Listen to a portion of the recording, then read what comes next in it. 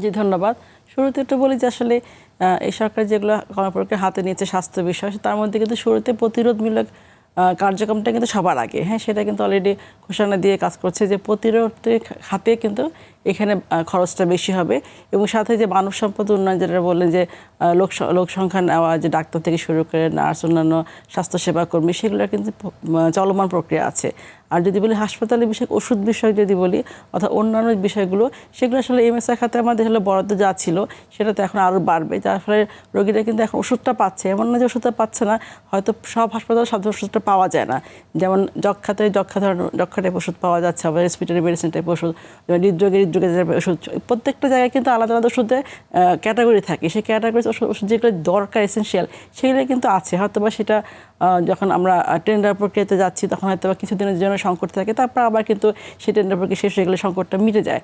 তারপরও এখন যেহেতু জনসংখ্যা আমাদের অনেক, জনবহুল দেশে 18 কোটির উপর জনসংখ্যা, সেই কারণে কিন্তু স্বল্পতা একটু থাকবে, কিন্তু সেটুকু কিন্তু আমরা হয়তো বা এই বাজেটে আরও বাড়বে। রোগী এসে ওষুধটা পাওয়া যায়, কিন্তু এত তো আমাদের আসলে বাজেট তো নাই, কিন্তু যেটুকু বাজেট দেওয়া হয়েছে সেখানে আমরা আশা করছি অবশ্যই অনেকটুকু আগের চেয়ে অনেকটুকু মানে সংকটটা কাটবে।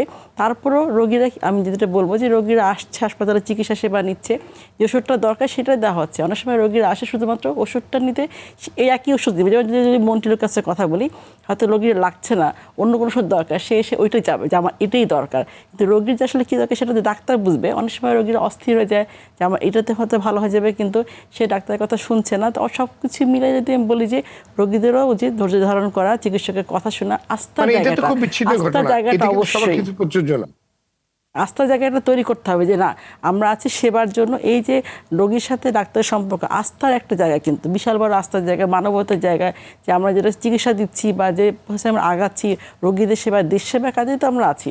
সব কিছু তো একদিনে রাতারাতি সম্ভব না, আস্তে আস্তে অবশ্যই রোগীদের যে পকেট খরচটা কমিয়ে থেকে শুরু করে সব কিছু কিন্তু এটা একটা সুন্দর একটা ব্যবস্থাপনার মধ্যে চলে আসবে, সেই জন্য অবশ্যই অপেক্ষা করতে হবে।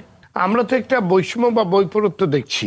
একদিকে এইভাবে ওষুধ এবং টেস্টের পিছনে রোগীদের ব্যাপক খরচ হচ্ছে, অন্যদিকে যে বাজেট বরাদ্দ হচ্ছে সেই বাজেটটা ফেরত যেতে, এটা তো একটা ক্রাইম। যে রোগীর পকেট খালি হচ্ছে, রোগী সর্বশান্ত হয়ে যাচ্ছে, জমি জমা বিক্রি করতে হচ্ছে, আর ওদিকে বাজেট আমাদের ফেরত যাচ্ছে।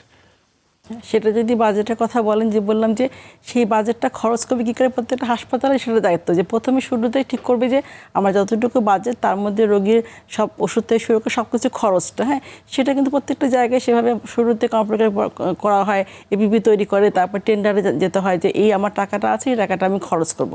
সেটা তো আর রোগীরা মনে করছে তারা সর্বশান্ত হচ্ছে, আসলে কিন্তু তা না।